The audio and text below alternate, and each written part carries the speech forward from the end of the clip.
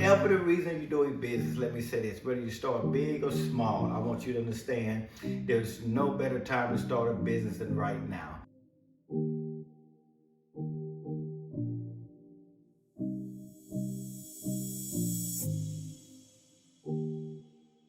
About something I feel very passionate about, and that is starting businesses.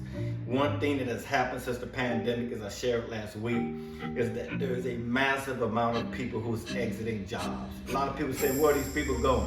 I mean, they're just dropping out the earth and we can't find them. There's a shortage of employment in different places of employment. Where are these people at? Well, most people have got the memo. They're leaving jobs and they're starting their own business. They want some, they want a little bit more control over their day.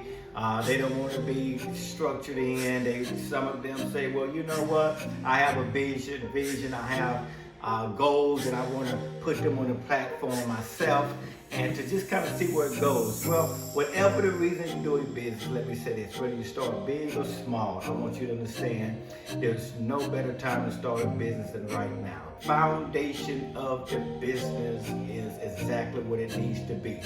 You do not know where that business is going to go, and you need to make sure not only that you have a solid foundation, but you need to make sure that you have a simple and a right foundation. So then we start a discussion about how should I be structured? What type of business structure do I need?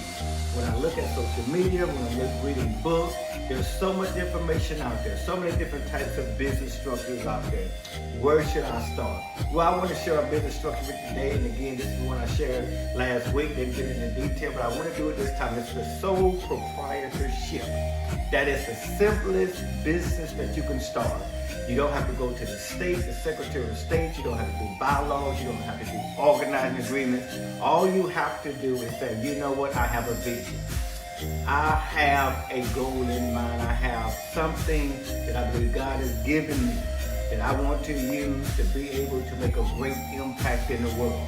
And all you need to do with a sole proprietorship is have the intent to want to make a profit in a business. And what you can do is go to the Internal Revenue Service, you go to an accountant that's doing it really done right, you get a tax ID number, to get a DBA name, because my name is Malcolm Lewis, but I may want to do accounting as best doing business as this accounting firm. IRS looks at that business not as a separate entity, but it's the same entity as you, which means today that you're filing that business on your personal tax return, although you have a separate tax ID number.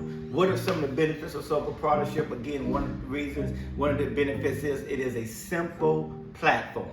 It's a low-cost way of doing business. You don't have to pay all the state fees, but also at tax time, you don't have to do an additional tax return. Also, you can leverage off that same business and get business credits.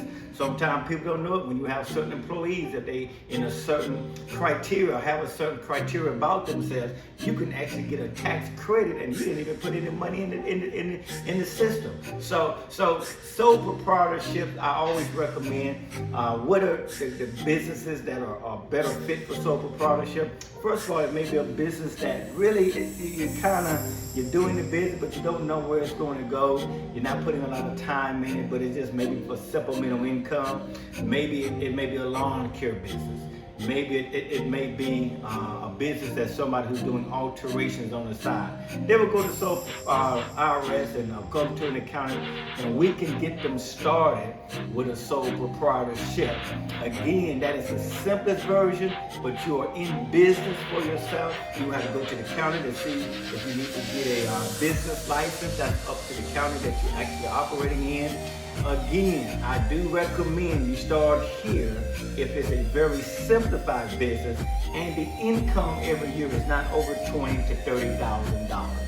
And so one of the threshold issues with that is, as far as disadvantages is, make sure that it does complicate your life a little bit, because you have to pay estimated taxes on your income. That means you have to estimate the tax liability if you have an income that's taxable, and you have to remit those estimated tax penalties every quarter to Internal Revenue Service. Well, that's it for us today. I want to share with you again, that's the simplest version of a business that you can have with a sole proprietorship. Ain't a whole lot to it, but again, you are going to need consultations to be able to do it correctly. I deal with a lot of business with here, me and my team at Best Way Tax and Accounting, and we would love to have you reach out to us. We can help you get started in business, but not only we can help you get started in business, we can hold your hand and we can walk you through the process as we scale you up over time. So again, we thank you for watching this Accountant's Corner as we talk about sole proprietorships up under the caption business structures right here at Best Way Tax Accounting Service. We'll see you next time.